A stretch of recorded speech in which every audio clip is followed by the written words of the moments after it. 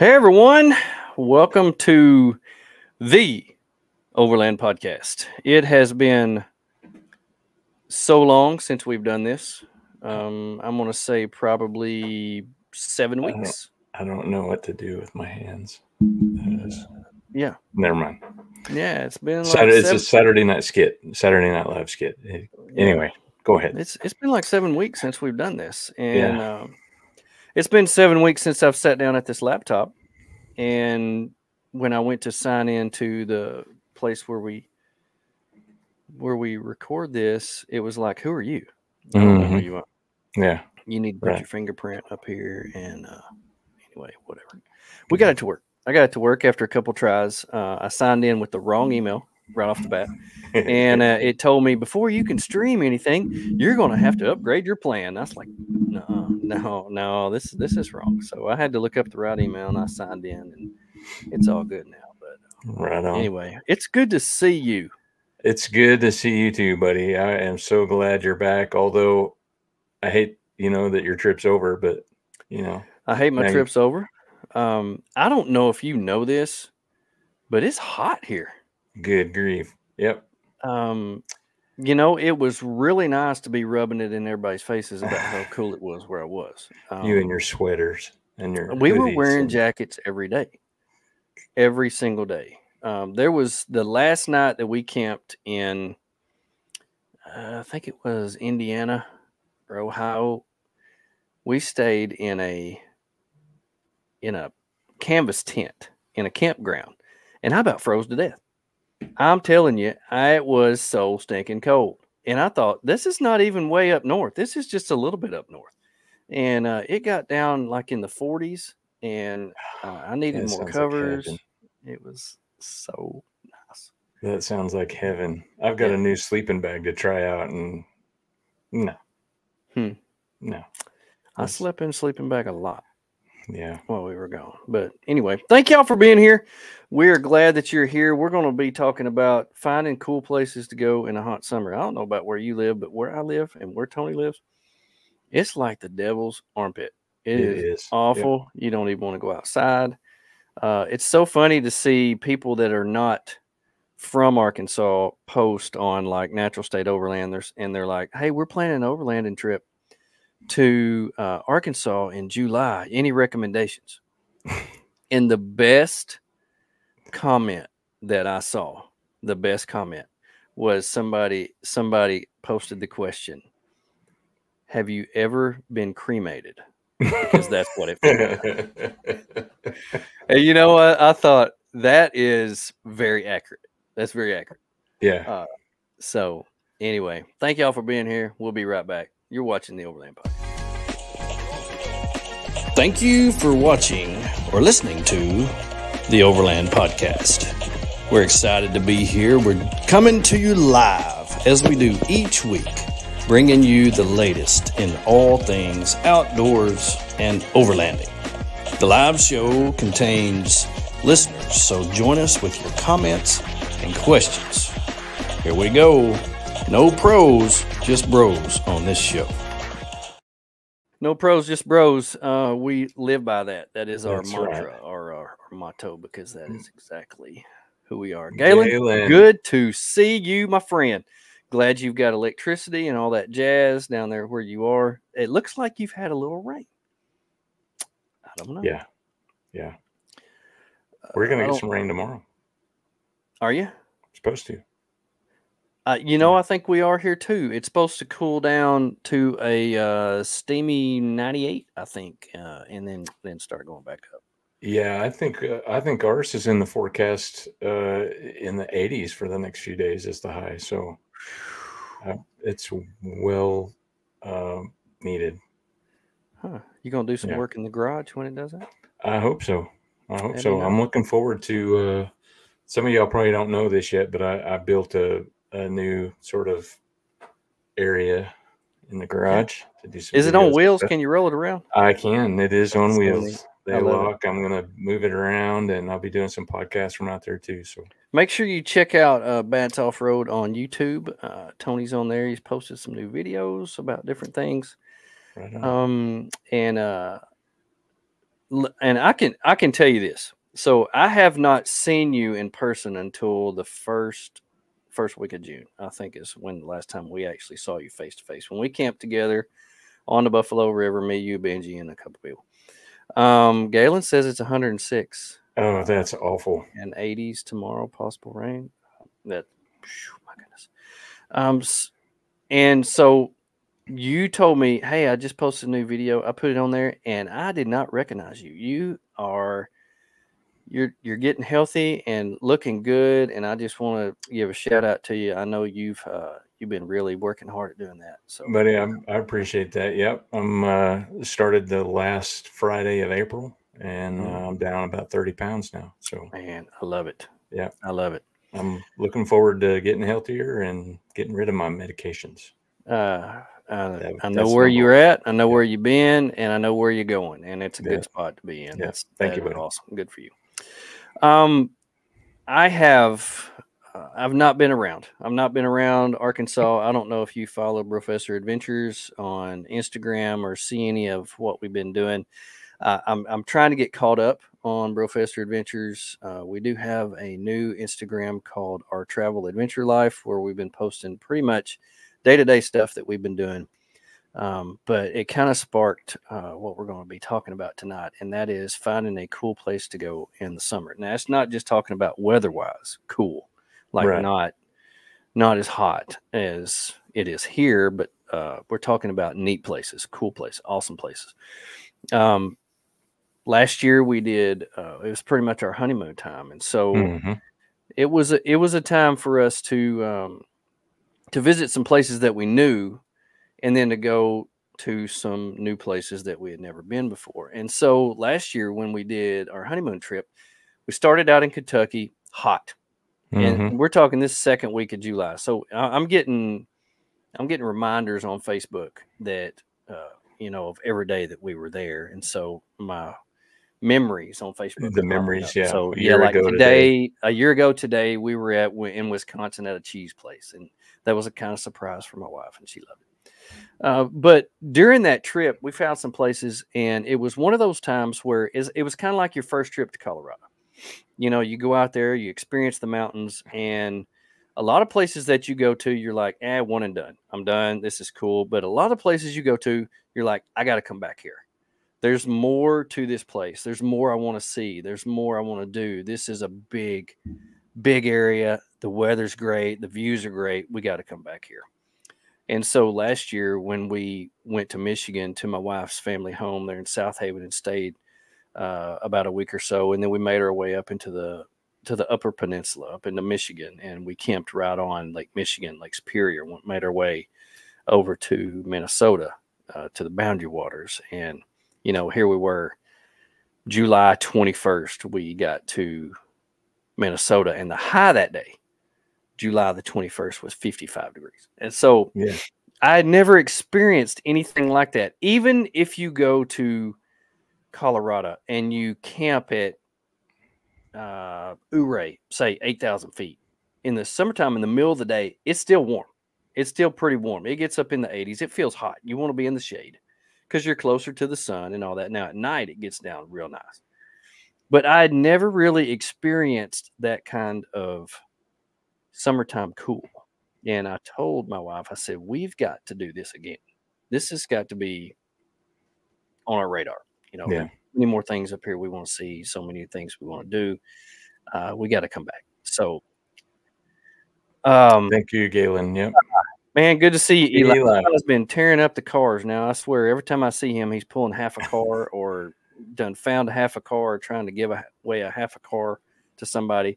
And he also this summer went to pretty close to the same area that we went to. He went to a lot of the parts that we went to. He was in Maine, up in the Northeast, got to see Acadia and Bar Harbor, and went up Mount Washington and different things like that. So yes, Maine, I'm going to be talking about that here in just a little bit. Kai is on a mountaintop and Telluride. I was about to bring him up. Him and Lisa and Joe and Misty and Josh are out there. They posted a picture today. I wasn't sure if it was Telluride or Uray, but it was kind of a selfie looking down Main Street with the mountains in the background. It was awesome. Yeah, average lows of 45 to 55. Now, getting to a higher elevation, that's how you do it. So you've either got to go north or you've got to go to higher elevation to find those cool spots in summer.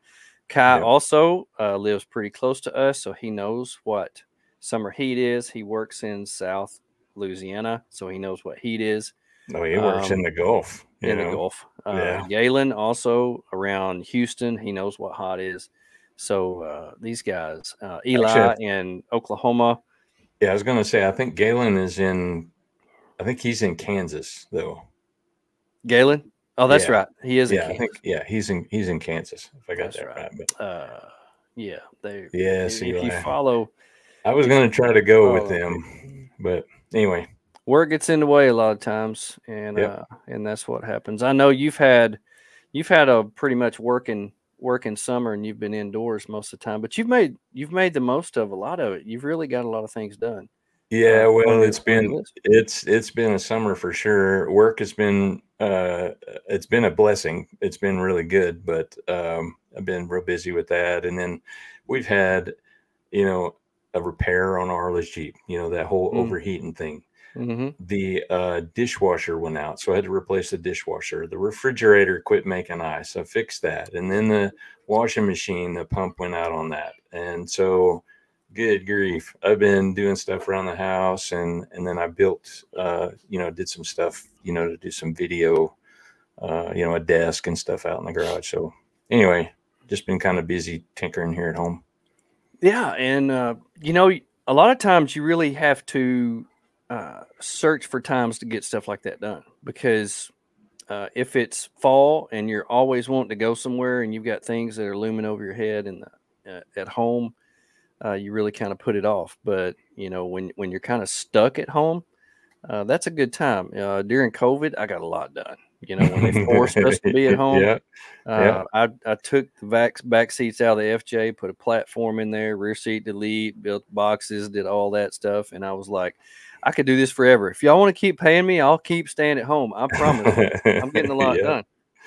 But a lot of times during the winter and times when you want to be gone, you really have to search for, make yourself find time to do stuff like that. So if you're able to get out there for a little bit at a time and get a little bit done at a time, that's great. Michael Pruitt's in the house. Hey, buddy. Michael, you are one of the few, actually probably the only one that has been missing us. You actually commented that you on one of our posts, you're like, I've been missing my Overland podcast guys, and we appreciate you. I have got a lot of pictures of some of the stuff you've made that I will be posting because I used it a lot. No, that's cool. I don't believe it. Pictures. He did a giveaway this week, I believe. It wasn't a giveaway; it was a raffle on one of his knives, and nice.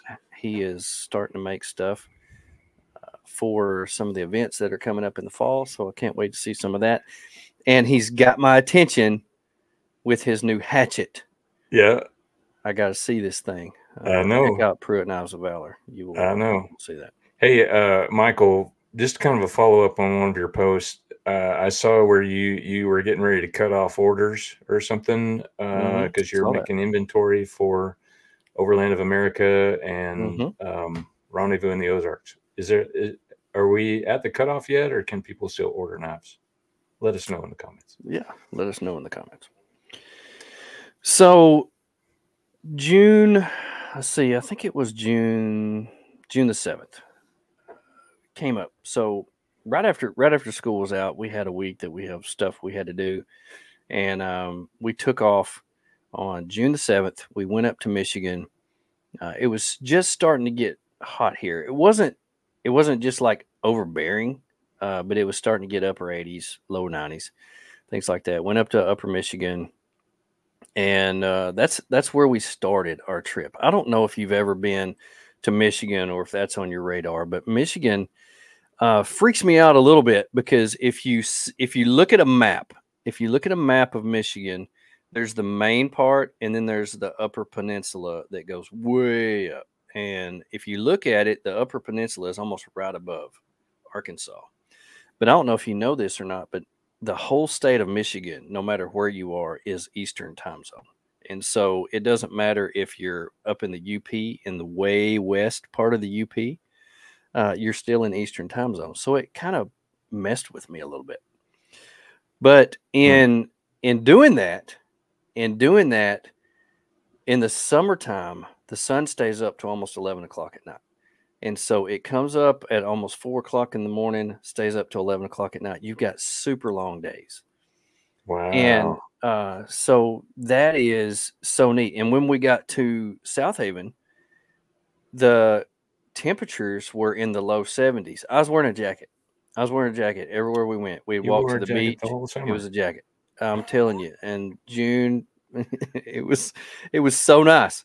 It was so nice to be able to, put on a layer or take off a layer in order to get your temperatures right. But here you can have on clothes or you can be naked and you're still hot. It's just unbelievable. So Michael says we did hit that cutoff. I'm still willing to accept orders, but won't be able to work on them until October. Oh, wow. Yeah. Okay. Well, if you want a knife before then, you'll just have to go to Overland Expo and Overland of America. Let me put this out there. Okay. If you want something for Christmas and he can't get to it until October, if you want something for Christmas, you better put your order in now. Yeah. So get with Michael because he doesn't do these things overnight. They take time. So anyway, up in Michigan, we were there for about a week. It was so nice. Now in the main part of Michigan, there is not a whole lot that you can do as far as overlanding, camping goes, things like that. If there's some hiking that you want to do, there's some stuff like that that you can do. But in order to get to the overlanding part, you go up into the UP. So the Michigan is filled with something that we are not used to. They have things that are called different things that we are not used to. And one of the main things that they have up there are state forests. We don't have state forests in Arkansas. We have state parks, we have national forests, but they have state forests everywhere up in the UP. Almost the whole UP is woods. It's almost complete woods. And let me tell you the reason why.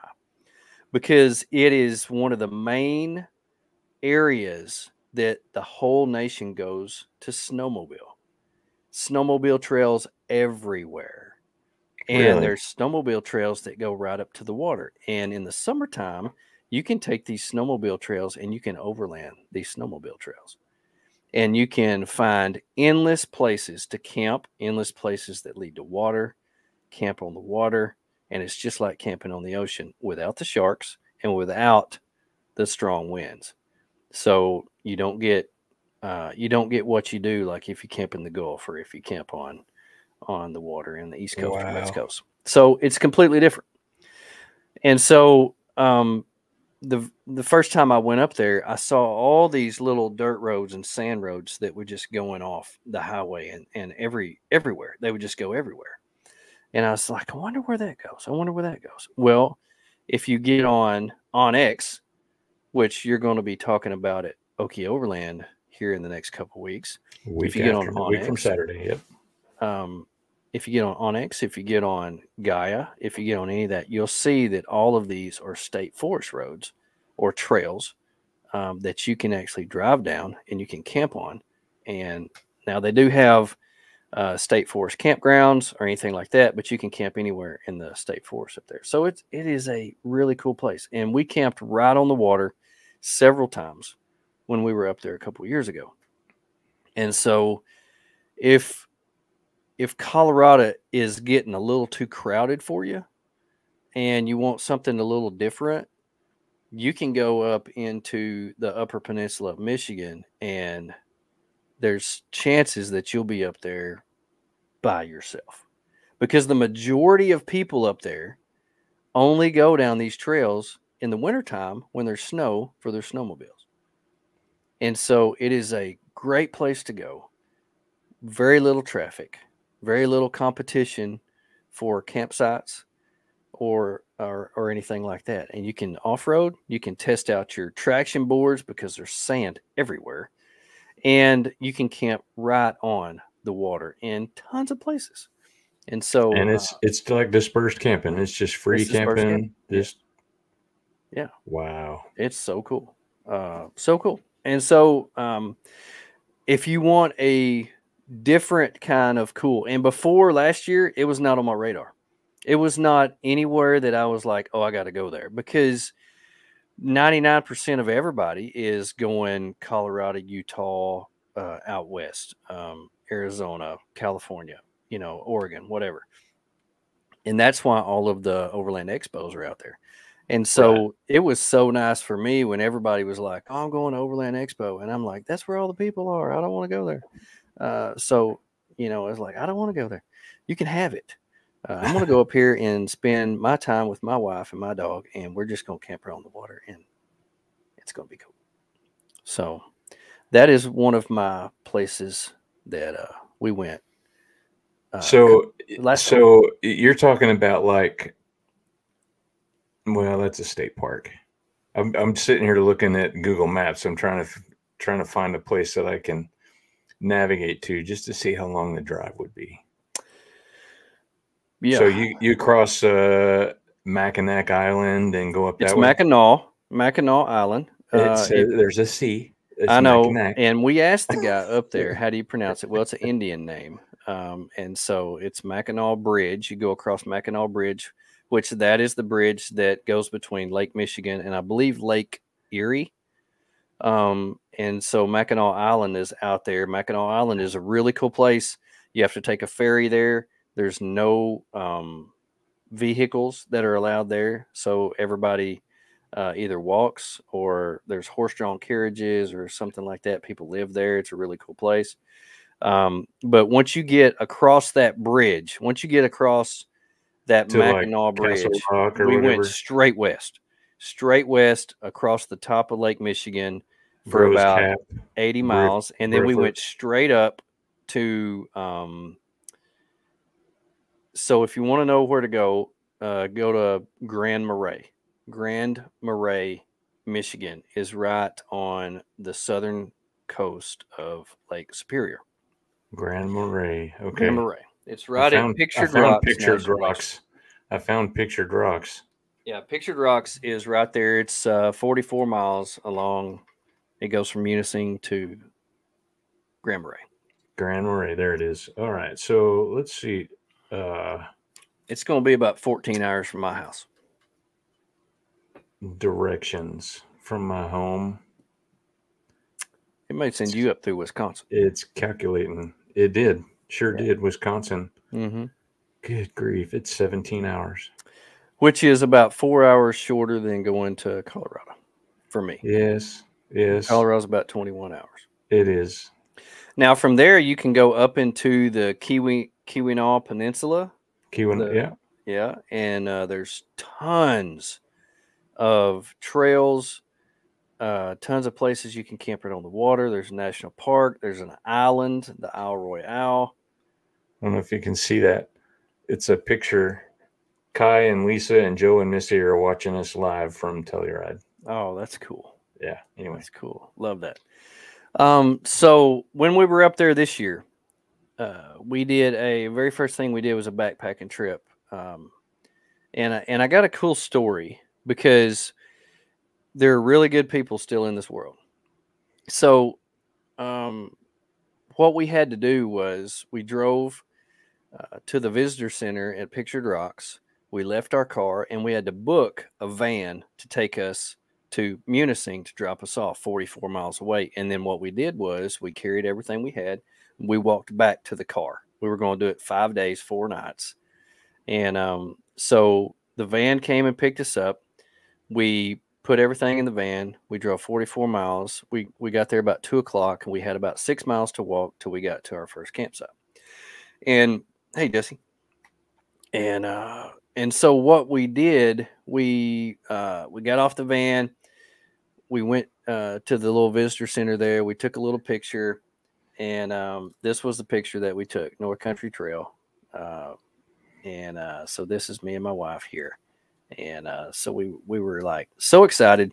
And we took off. After we took our picture, we got about 200 yards up the trail. And my wife says, "Babe, where are our trekking poles? We got to have trekking poles, our walking sticks." And normally that wouldn't be no big deal. We could just go. But the problem is we have to have our trekking poles to set our tent up. Our tent sets up with trekking poles. It has 2 trekking poles, one on each side, and that's what sets our tent up. We had forgotten them at the car.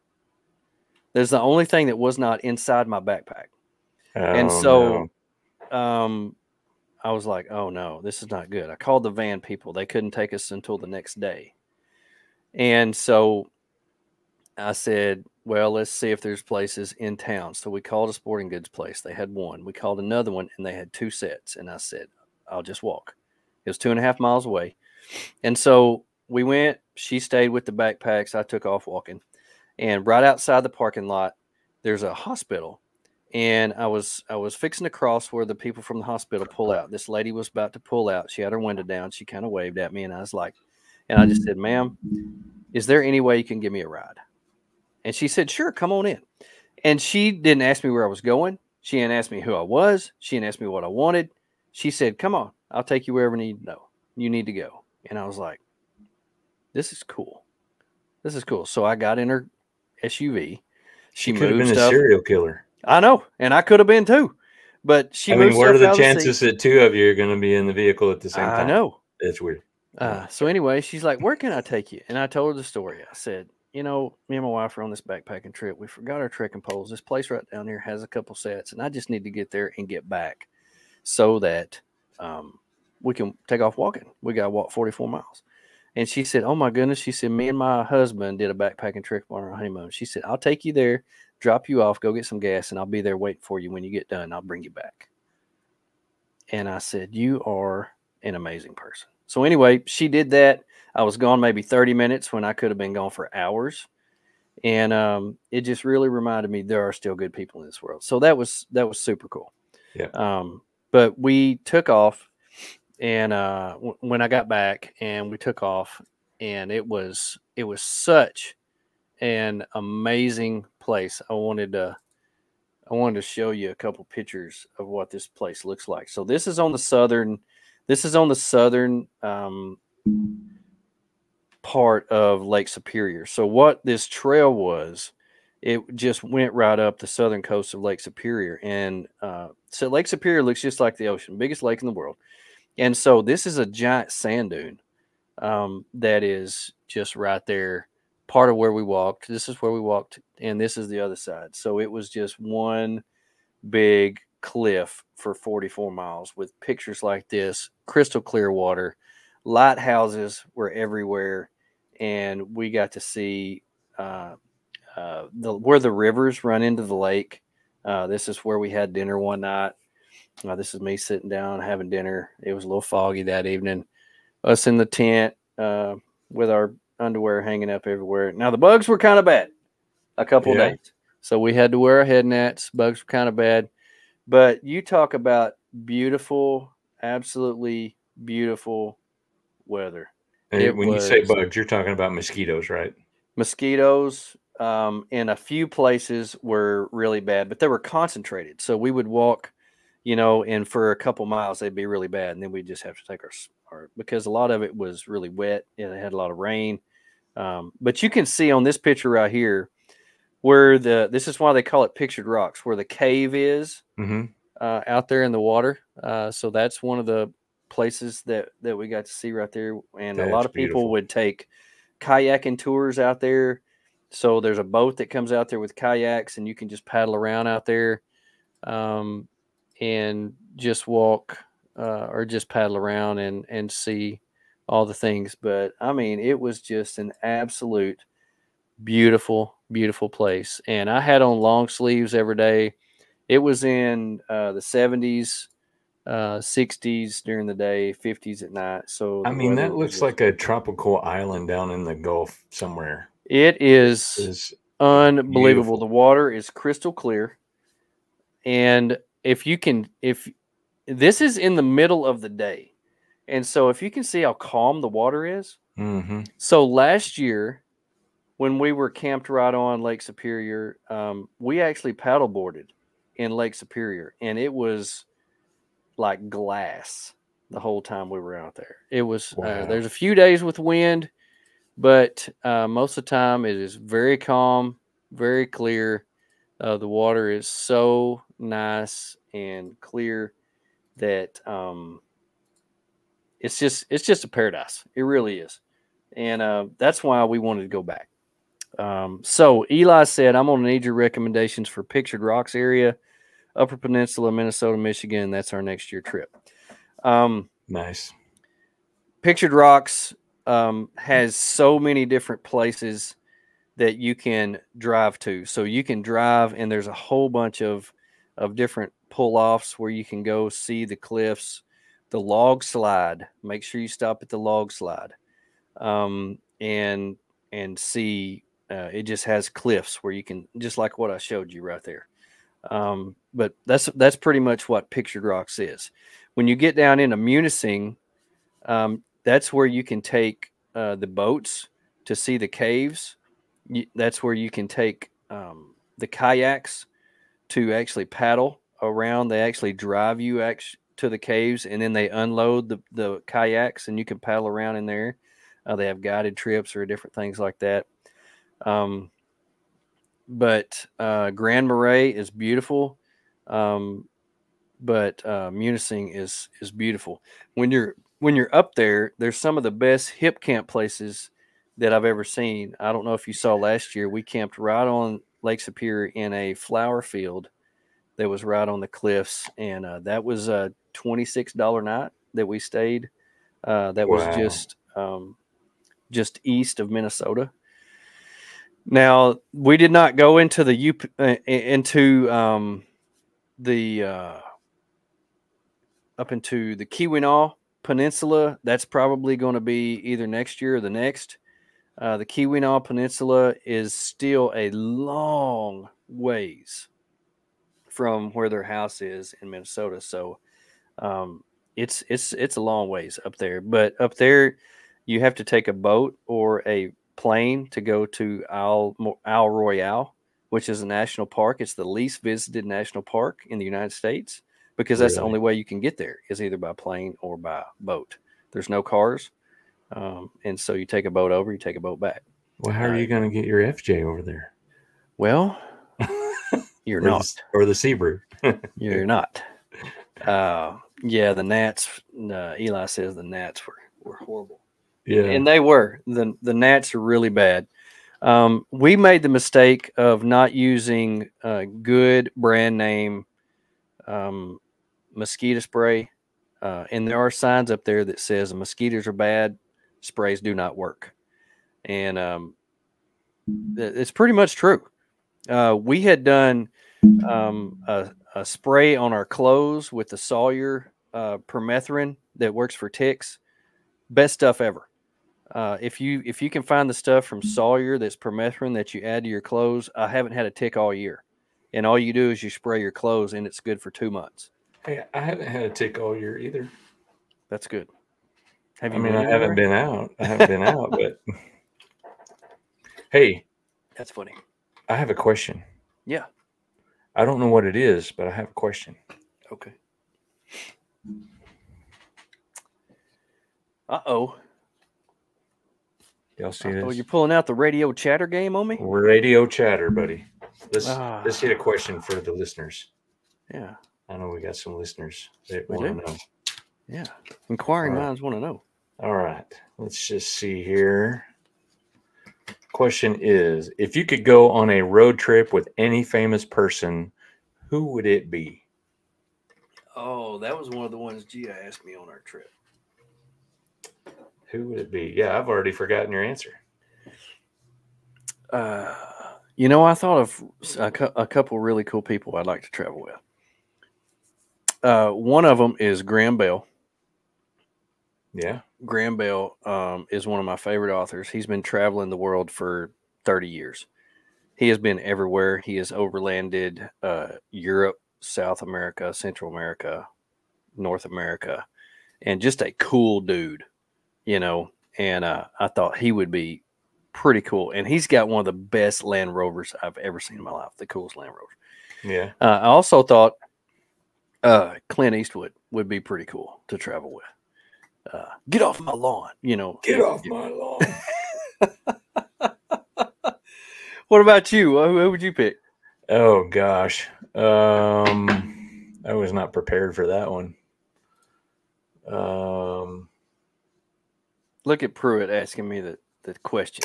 Favorite camp meal on y'all's trip, Joey? Nobody ever asked that. I can't believe you would come up with that. It's so original. I mean, you're probably the most famous person I know, Joey. So I'd have to say I'd want to go on a road trip with you. I would love to go on a road trip with you. I know.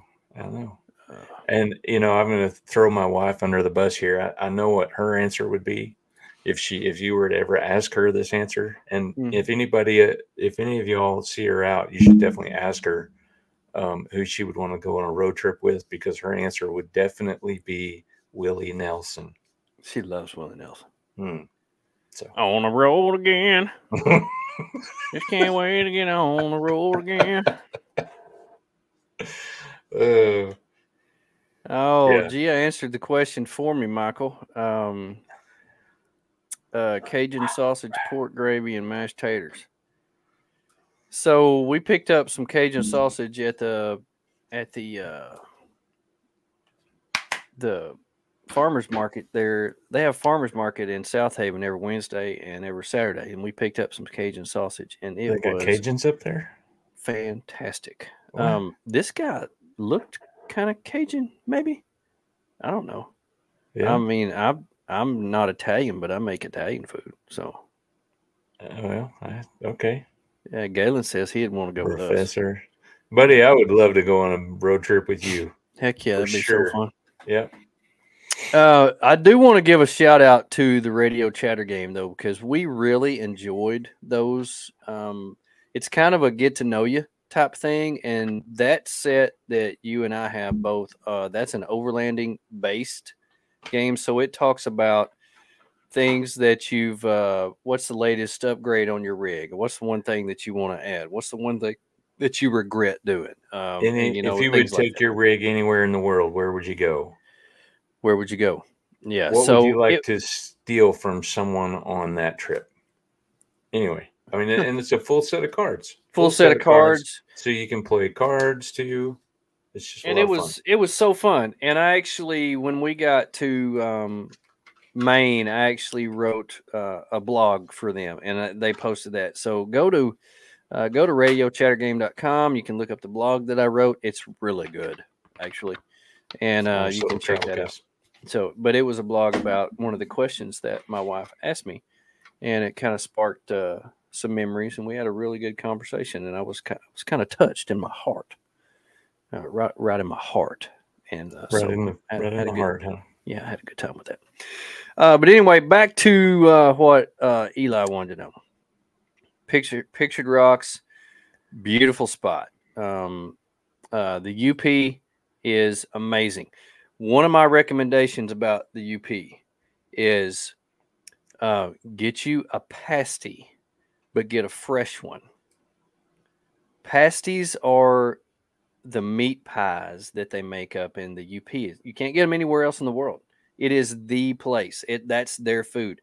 They have pasty places like we have McDonald's. They're everywhere. See, I thought you were telling people to get a fresh pasty. And just saying. No, it's a pasty. Okay, it's called a pasty.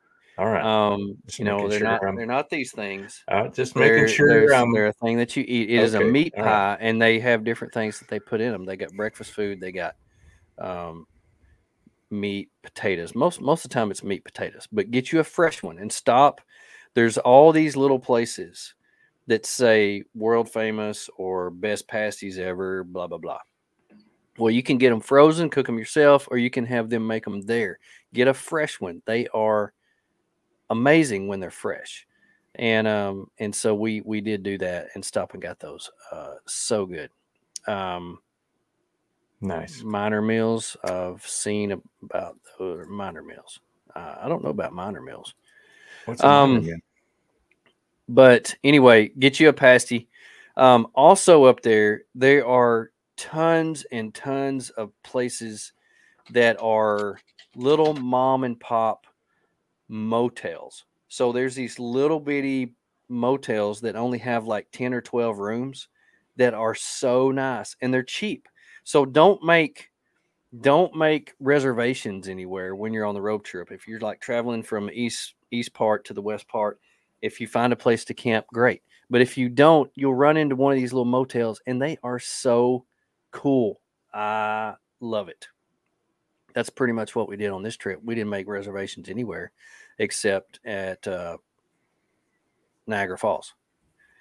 And that was the only time we made reservations. And so we stopped at these little bitty motels, and I could pull right up to the door. Actually, I could back right up to the door, open up the kitchen on my Subaru, and we could sit right there on the porch right there outside of our room and have dinner.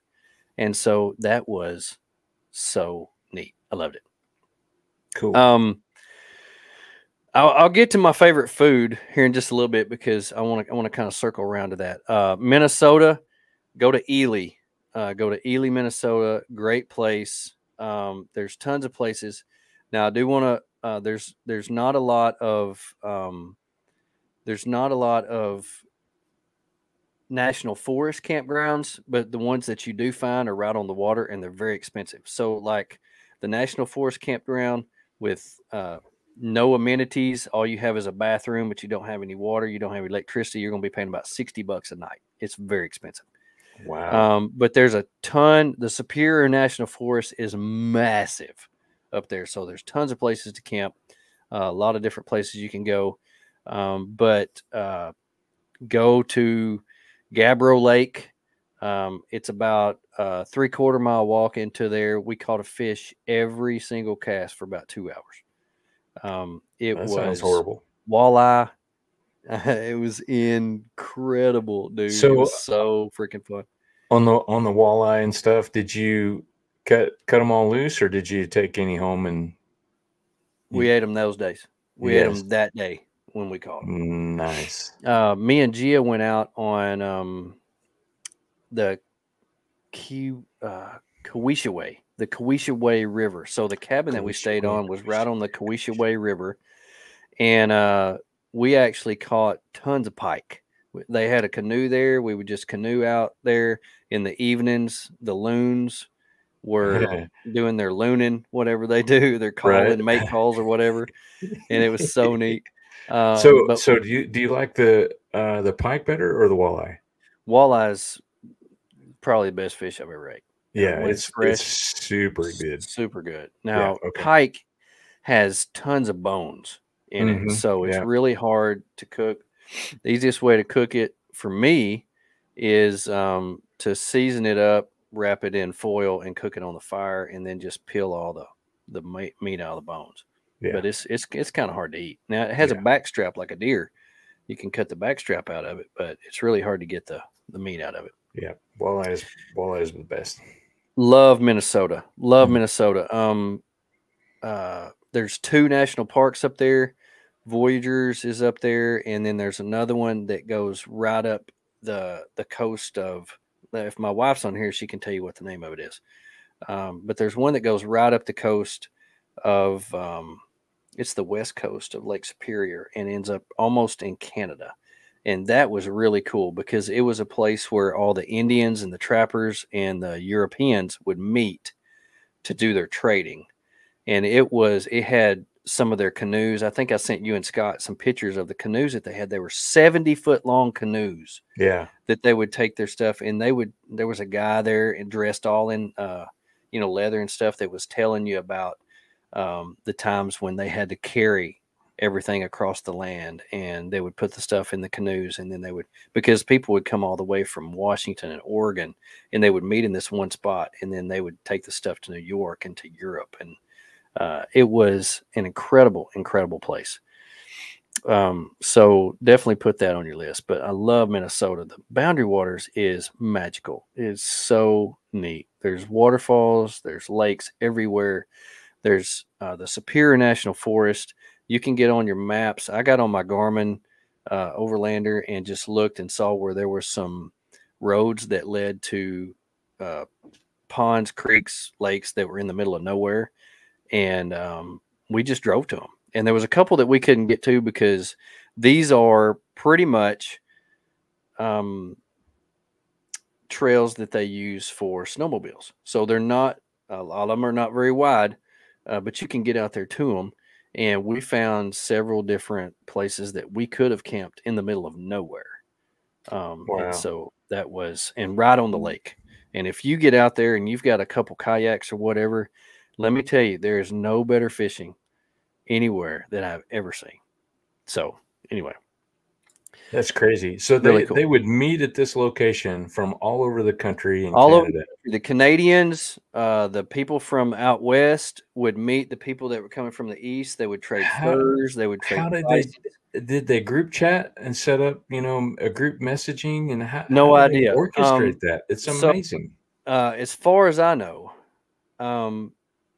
this is where an Indian tribe was, and people had found this Indian tribe and they started trading, and so the message just grew and grew and grew. So it became a hot spot up there for people, because it's one of the few places that you can go right across the top of Lake Superior and come out in Canada, end up in Maine, then go over to without having to go all the way the way across. Because I don't know if you know this, but there are hundreds of ships at the bottom of Lake Superior because how big it is, and the weather, the fog is always real bad. That's why there's so many lighthouses around there. And so they got to where they could go right across the top of Lake Superior with these canoes, and that way it was easy to travel. That's crazy. But Boundary Waters, I didn't know anything about the Boundary Waters until I went there a couple years ago, and it is magical. If you like being in a canoe or kayak or anything like that, it's heaven. It's heaven. You definitely want to try that out. Now, after we did our backpacking trip, we went. I'm going to speed this up. We're almost 50 minutes in. So we went over to Niagara Falls on the Canadian side. We went up into Canada. When we got up into Canada, they were having a heat wave. So it was up in the 90s up there. So we stayed in a little boutique hotel. It's really hard to find places up there that have air conditioner. Most places don't have air conditioner. Yeah, my wife says it's called Grand Portage because they would have to portage back upstream. Grand Portage National Park. It was phenomenal. They've got a fort that's set up there. They've got places. There was a lady up there that was actually cooking cornbread in cast iron. They had cast iron everywhere. That's right up your wheelhouse, isn't it? It was so. Yeah. But anyway, they were having a heat wave, and it's really hard to find places up there that have air conditioners because it's always cool. And so we finally found this little boutique hotel. It had a little portable air conditioner that looked like a fan, one of those little portable ones that's sitting in the floor because they don't usually have them out there. And we stayed there. It's so nice. Doesn't look like one of those. It was a lot like a Zero Breeze, just different shape. And then we went over into Maine. Maine was incredible. So many little small 45-mile-an-hour highways that just follow the rivers, the creeks. You get into the mountains, the Appalachian Mountains. Went over into Acadia and Bar Harbor, Maine. Ate my weight in lobster, which was incredible. I think Eli said he tried a 3-pound lobster. We ate a 1.5 pound lobster and couldn't finish it. I don't know what he was thinking. That is massive. 3.5 pounds of meat. Are you kidding me? Anyway, so funny. But I can tell you right now, we went down Massachusetts, but when we left Maine, we went to Vermont, New Hampshire. Vermont, New Hampshire, my two new favorite states. Some of the most beautiful land and the history there. All of the little towns had signs out that said founded 1761, founded 1764, founded 17 whatever. All the houses were beautiful. They had farms everywhere. But New Hampshire has the presidentials, which is where we went up to Mount Washington. It's the highest mountain on the eastern seaboard. You can actually see the Atlantic Ocean from the top of Mount Washington. It is where the highest recorded winds ever recorded by man were 230 miles an hour were recorded up there. Good grief. The wind was blowing pretty hard, but it was a clear day. So we had about I can't remember what they said. It was over 100 miles visibility, but up there, so it's just one mountain peak after another after another. So you've got like all the old presidents have a mountain named after them. That's why they're called the presidentials, and it is just so beautiful. The Appalachian Trail goes right across the top of it. So we got to see some of the hikers that were on the Appalachian Trail. And man, I bet that's cool. So neat. There's a weather station up there that's manned 24/7, and we got to ride a cog railway train. So a cog is a train that has a what do they call it, spur or something that's in the center that will let it go up, but it won't let it come down. So it's like a gear that goes in these little holes, and it will push you up. So it's the train at the back and then the passenger car in the front. So it pushes you up and then it pulls you back down. So we rode that up to the top. That was a true cool experience. It was the oldest cog train in the world ever. It was built in the 1840s or something, 1860s. It's been around a long stinking time. Wow. Another thing that we got to do up there was we got to go across a lot of covered bridges. So in the really old places in the United States, they still have covered bridges. We went across the longest covered bridge in the world. It's the longest and the oldest covered bridge in the world. It went across the river that separates New Hampshire and Vermont, and it's one of the only ones that we saw that actually has 2-lane traffic. So that was pretty neat. That was pretty neat. Wow. I think I've got a reel that I'm going to be doing on my Instagram on that. So that was really cool. But the White Mountains in New Hampshire are just absolutely beautiful. And you can go all over there. There's trails everywhere. We saw adventure bikes, one right after another. It's so funny because we were up in the Northeast. There was hardly a Jeep anywhere. We didn't see hardly a Jeep anywhere. You know what there was everywhere? Subarus. Everywhere. Everywhere. Almost everybody drove a Subaru. I felt at home because I was in a Subaru. But it was so cool because the way that the weather is up there, they need something that gets good gas mileage and something that go 20, they go all year. And so there were Subarus everywhere. Wow. But there's trails all over the White Mountains. And, as small as New Hampshire is, it is number 14 on the list of how much of a percentage is public land compared to total land of the state. So if there's a list out there that shows the percentage of public land that's in the state, in New Hampshire, as small as it is, it's 14th out of 50. So it has a lot of public land compared to the size of the state. Now, compared to Arkansas, it has a lot less public land because you have 2 national forests, and the state's a lot bigger. Yeah. But as far as how big the state is, it has a ton of public land. And so you can go explore, do a lot of stuff. And it was actually beautiful. Now, Vermont was so cool for another reason. And I'm going to get into what Michael asked me about my favorite camp meal. So when I was doing research on this trip that we were going to do, I said, you can get on Google and you can Google just about anything, like cool things to do in Vermont, cool things to do in New Hampshire. So when I Googled about Vermont has a cheese tour. Had no idea. I thought all the cheese was in Wisconsin. But no, Vermont is known for its cheese. And so there are like 70 of these little hole-in-the-wall mom and pop. The cows are over here. The sheep are over here. The goats are over here. And they get the milk from all these things and they make cheese. And what they do is they build these little bitty buildings. And they put freezers and coolers in there. And on your honor, yes, there are still places that do this. On your honor, You go in there, take what you want, and you either cash out the money or you leave cash in a little box. And you take all the cheese that you want. They have sausage that they make out of the animals that they slaughter.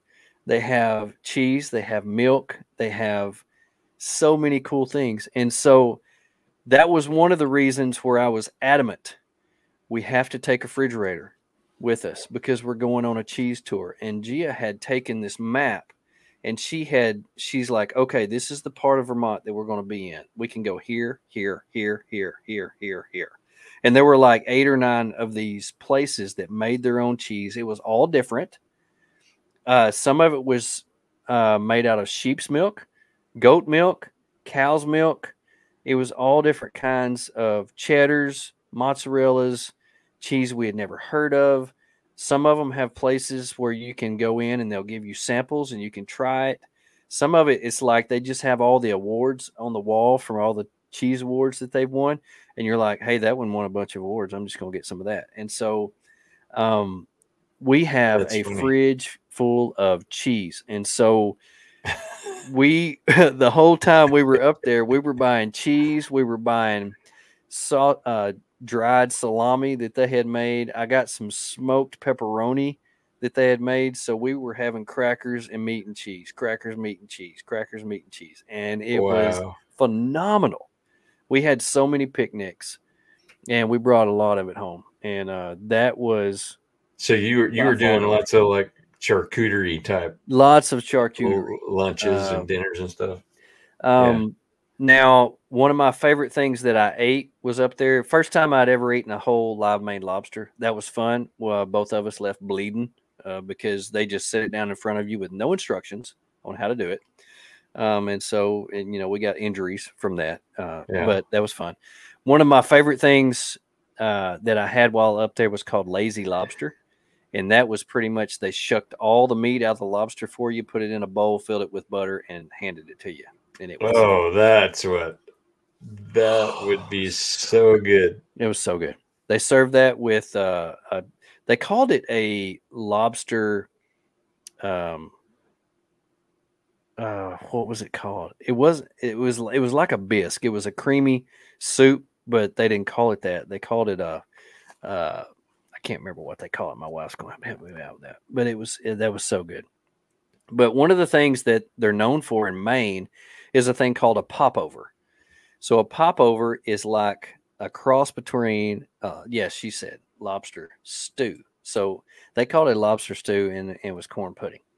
But one of the things that they're known for up there in Maine is called popovers. And they make it in a muffin pan.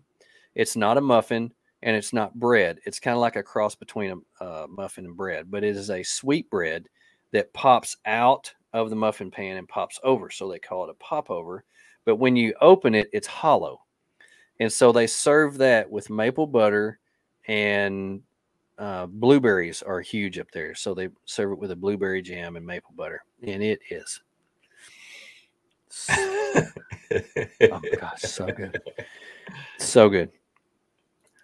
So that was incredible. So the lobster was good. One of the things that I had to get used to is I love, you and I've, our families went out together and I've gotten oysters. I love oysters. Oysters on the half shell. Yep. Well, I eat my oysters on a cracker with some horseradish and hot sauce. Yep. Up there, they don't eat them that way. And so they serve them to you on a plate and they bring you this little container of pickled juice it's got little onions in it and cocktail sauce. And that's all they give you. And I'm like, wait a minute, where's my crackers? I got to have crackers. So I asked for crackers, and they brought me these little oyster crackers. And I'm like, what the crap? I can't do that. So these things are like this big around. Yeah, no, so anyway, I had to learn how to eat oysters. They don't eat them right up there. But that's weird. I know it was weird. But I didn't have anything like that, but I did try something here last week that was really good. And I know you know what it is. In fact, I think you've told me about it before, but it's garlic Parmesan bread cheese. Oh, the cheese bread. You got you some cheese bread? Cheese bread. Yeah, cheese bread. Yeah. Garlic Parmesan. Arla got like all of the flavors. It's from Aldi's, and it was so good. Really? Yeah. She sliced it up and put it in the skillet and just kind of Just warm it up. Yeah, just warmed it up. You don't really toast it just because it kind of squishes warm down. it up, and it's so nice and chewy and gooey. It Oh, is. it was so If you've good. never had cheese bread before, it's supposed to be like eating a grilled cheese without the bread. That's the idea of it. Yes, But, and it has like a hint of bread. It's so good. It's amazing. It's so good. Unbelievable. And if you're on a low carb diet like we are, you can eat all that you want. I know. Yeah, I'm just sitting here thinking. I bet we've got some in there that Tony's dreaming about cheese bread. I need a snack. Need a snack. But anyway, if you've never been to the Northeast, Maine, New Hampshire, Vermont, unreal, so beautiful. And everywhere we went was little back roads. The cheese tour was so neat. We've got some cheese that's made with sheep's milk. I've never had that before. Didn't even know it was a thing. But the cheese that we've had has been incredible. It's all good. Is it squeaky? Is it squeaky? Yeah. Squeaky. Does it squeak on your teeth? No, I don't think so. Okay. We actually got to see the process of them making maple syrup, how they drain it out of the trees. They've got these hoses that come out of the trees and actually go to the buckets, and it's clear, and then they have to cook it to make the maple syrup. Yeah, we got to see that at one of the farms. It was so neat. Wow. Yeah, it was really cool. So anyway, it was a really, really neat trip. We went across Pennsylvania, got to see a few things in Pennsylvania, came across Ohio, spent the night in Ohio at that tent where I about froze to death, and then we ended our trip again in Michigan. We actually ended it a little bit earlier than what we were going to because we got to missing our pup. PJ was with Gia's sister, and we really I did not tell Grandma Ray. She said, "Did you tell about the best fried cheese curds ever?" And Grandma Ray, the night before we were going to go on our backpacking trip, we asked one of the ladies in one of the stores, "Where's the best place to eat?" Because it's a really small town. And she said, "Do you want atmosphere or you want good food?" I said, "We want good food." So anyway, there was one little bar in town. Went in there, and it was all local people that were eating there. And we got there, and so we asked the waitress what's good, and she said, "Well, we've got these spicy cheese curds. We don't always have them, but I promise you'll like them." So they brought out these fried cheese curds, and you talk about squeaking in your mouth. Yeah. Oh my goodness. Yep. Cheese curds. They were so good. So they were fried, crispy, come apart, squeak. Best. So did they have like a breading on the outside? Yes. Yeah. Okay. All right. They were so good. Oh my gosh, they were so good. Best cheese curds ever. Yeah, they were good. Yeah. But anyway, so if the whole reason for me to want to bring this up about my trip and all that, and give you some ideas, but give you some ideas about there's more places to go. Open up your mind. Think about a different cool place in the summer, because you don't have to go out where everybody else is going. You don't have to go where the crowd is. You don't have to go to the mountains. Now, I love the mountains, and I want to go back. It's been a couple years now since I've been out there, and that's definitely a place that we're going to go. But again, it's not that I'm saying don't go there. But if you're looking for someplace different, Eli did that this year. You know, he got out and went to someplace different, went up Northeast, and that's the reason we wanted to go up there was my wife had never been up there, and I had never been up there. I'd never been up in the Appalachians, up in the Adirondacks, and seen that part of the world, and we wanted to get up there and experience that. Now, I would have loved to have had the FJ up there. I would have loved to have had a full rigged out overlanding rig where we could have gotten off road and actually seen a lot of really cool things. There's so much up there to see and do. Cottywample's been up there. You can watch some of their, if you want a little bit more information about going up into Maine, up into the Northeast, Cottywample's been up in there, and you can watch their videos because they do a lot of camping up in there. and that is another place. June 27, we're all going to Alaska. Put it on the calendar. To 2027. Boy, you're planning ahead now. My goodness. Gia says she only has one state left now, and that is North Dakota. So, yeah, we're going to be having to go through North Dakota to get somewhere here sometime. Bro, he's going to Alaska. That's going to be cool. You driving all the way there? That'll be a long trip. That'll be a long trip. I don't know what I'm going to do. I'm going to want to go for sure. I know that much. Mm-hmm. Got to plan ahead for a month and a half. That's true. Yeah. Look at my wife's already answered that.